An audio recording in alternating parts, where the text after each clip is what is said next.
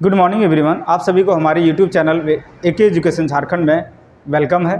आज हम लोग फिजिक्स का टॉपिक एक काफ़ी इंपॉर्टेंट डेरिवेशन करेंगे, डिराइव करेंगे। ये क्लास 10th का इलेक्ट्रिसिटी चैप्टर का टॉपिक है, derive Joule's law of heating. तो जूल्स लॉ ऑफ हीटिंग का फार्मूला होता है H is equal to I square into R into T, where H is heat, I is current and R is resistance and T is time। काफ़ी important and popular formula है H is equal to I square into R T. इसको हम लोग derive करेंगे इस video में। Video के अंत तक बने रहें, और वीडियो में अगर आप फर्स्ट आए हैं तो वीडियो को लाइक करें, शेयर करें एंड सब्सक्राइब करें।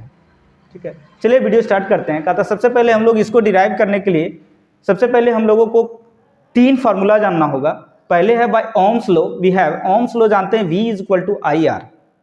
इक्वेशन नंबर 1 हम लोग V is equal to I R, where V is voltage, I is current and R is resistance.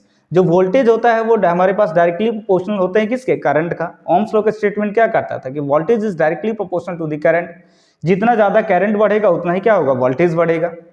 तो पहला ओम्स लॉ हम लोग जानते हैं। And by the definition of current, current का डिफिनेशन जानते हैं I is equal to Q by T.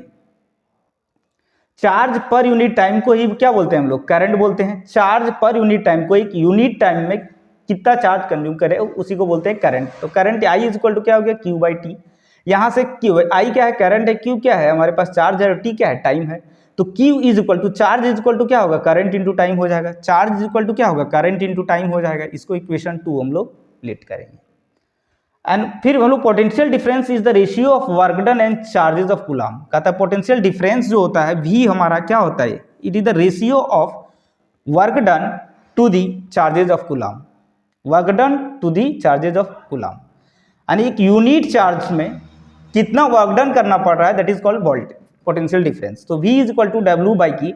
यहाँ से हमारा V क्या है? वोल्टेज है। W क्या है? वर्क डन है। Q क्या है? चार्ज है। सो यहाँ W is equal to work done is equal to क्या हो जाएगा? Voltage into charge, voltage into charge यानी V इंटू Q। अब W is equal to V हम लोग जानते हैं ओम्स लॉ से। V is equal to Ohm's law से first equation, from first equation से क्या जानते हैं? V equal to I into are.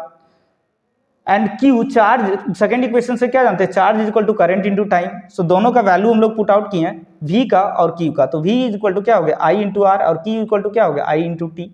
अब I into I, current into current क्या हो जाएगा? करंट का square. So work done is equal to current का square into R into T, where I is current, R is resistance and T is time. अब हम लोग पढ़े हैं कि energy can neither be created nor be destroyed. ना ही energy को हम लोग क्रिएट कर सकते हैं, ना ही एनर्जी को डिस्ट्रॉय कर सकते हैं। तो energy can neither be created and nor be destroyed since work done is converted into heating effects. So ये वर्क डन किस में कन्वर्ट हो जा रहा है? हीटिंग इफेक्ट में कन्वर्ट हो जा रहा है। क्योंकि हम लोग law of conservation of mass पढ़े हैं कि energy can neither be created and nor be destroyed, but it can be transfer from one form to the another form. तो यहाँ पर जो है वर्क डन किस में कन्वर्ट हो जा रहा है? हीटिंग इफेक्ट में कन्वर्ट हो जा रहा है। सो H इज इक्वल टू क्या हो जाएगा हमारे पास? W। यानी वर्क डन जो है वो किस में कन्वर्ट हो जा रहा है? हीटिंग इफेक्ट में कन्वर्ट हो जा रहा है। सो H इज इक्वल टू हो गया आई square R into T. So हम लोग H क्या है हमारे पास? हीट है। I क्या है? करंट का स्क्वायर है। और रेजिस्टेंस का डायरेक्टली प्रोपोर्शनल और टाइम का डायरेक्टली प्रोपोर्शनल। तो हमारे पास जो मेन फार्मूला आ गया वो क्या आ गया? हीटिंग इफेक्ट का H is equal to I square into R into T. So हम यहाँ पर देख रहे हैं कि हीटिंग इफेक्ट जो है हमारे पास, हीट जो है वो डायरेक्टली प्रोपोर्शनल है स्क्वायर ऑफ करंट। करंट के स्क्वायर के डायरेक्टली प्रोपोर्शनल हीट। ठीक है, साथ ही साथ हम लोग देख रहे हैं कि हीट जो है वो डायरेक्टली प्रोपोर्शनल है to the resistance, and heat is also directly proportional to the time. जैसे जैसे हम लोग अगर टाइम का बढ़ाते हैं तो हमारे पास हीट भी क्या होगा? इंक्रीज करेगा।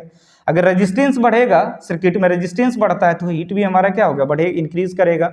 और करंट का तो हमारे पास क्या है? डायरेक्टली प्रोपोर्शनल है, लेकिन square of its current, square of its current. ठीक है, तो हमारे पास मेन फार्मूला जो है वो हम लोग जूल्स लॉ ऑफ हीटिंग का फार्मूला हम लोग डिराइव कर लिए। H is equal to I square R T. This is the Joule's law of heating. Thanks for watching.